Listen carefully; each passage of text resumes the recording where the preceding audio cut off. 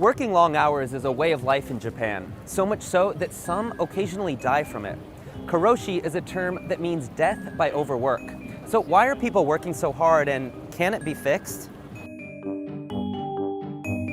Japan has some of the longest working hours in the world. Nearly a quarter of Japanese companies have their employees work more than 80 hours of overtime per month. Those extra hours are often unpaid. Today, Japan's corporate culture is driven by the so-called salaryman. The salaryman is defined by his loyalty to his company And expected to spend his entire career working for the same firm. Not only does he work long hours in the office, but it's also assumed he'll participate in after-work activities too, like drinking with colleagues.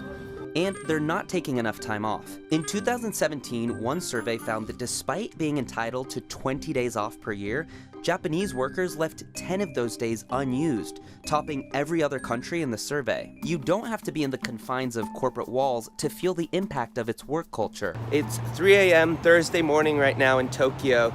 I'm in the area of Ginza. Every few minutes I see a man wearing a suit holding a briefcase. The nation's work ethic dates back to what's referred to as Japan's economic miracle, which was its dramatic economic growth beginning in the 1950s, which propelled it to become the world's second largest economy. Inside Japan's corporations, the culture emphasizes the success of a company as a whole to be more important than any single individual, which might explain why one study found that 63% of Japanese felt guilty for taking paid leave. But perhaps more concerning is this: long work hours don't necessarily mean high productivity.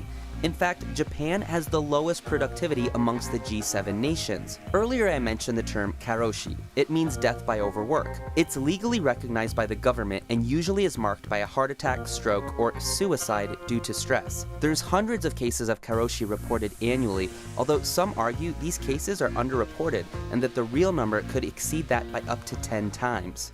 An employee of the advertising firm Dentsu jumped to her death in 2015. The cause was said to have been depression caused by overwork. The case generated widespread attention and renewed calls to change the long working hours and illegal unpaid overtime highly common in Japan.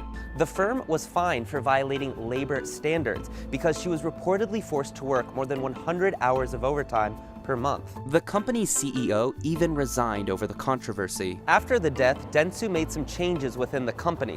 One of them, the lights in the office now turn off at 10 p.m. every night in an effort to force employees to leave. Both the government and companies are now actively trying to reduce the number of working hours here. And there are some early signs of hope. Japan's government has considered several initiatives to curb the number of hours spent at the office, including making it mandatory to take at least 5 vacation days a year, and requiring a rest period between the end of one day and the start of another. In 2016, a new holiday, Mountain Day, was started, bringing Japan's number of annual public holidays to 16. And in 2017, the government launched an initiative called Premium Fridays, in which it encouraged companies to allow their employees to leave at 3 p.m. on the last Friday of the month, promoting consumer spending and less time in the office.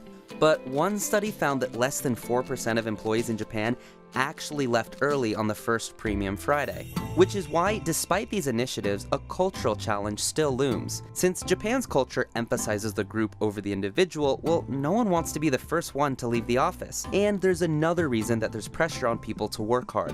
Japan's economy is in danger, and in order to maintain its massive size, Japan needs to put in the hours. Japan lost its spot as the world's second largest economy to China in 2011, a title that it had previously held for 42 years. Japan is dealing with a labor crisis. Its population is aging fast and its birth rate is in decline.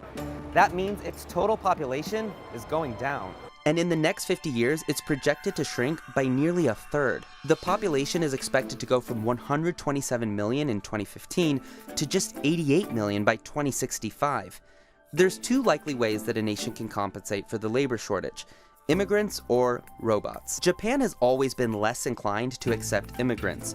In fact, its percentage of foreign workers is tiny compared to other nations of large economies. So without more immigrants, it's looking to robotics to fill in the gap.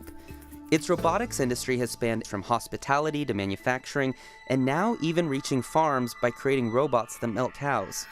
But whether technology could open the door for a better work-life balance for Japan's workforce still remains to be seen. Hey guys, it's Upton. Thanks for watching. For more of our videos, check out what does equal pay mean for the economy here, and will robots take our jobs here? We're also taking suggestions for future CNBC Explains, so leave your comments in the section below. And while you're at it, subscribe to our channel.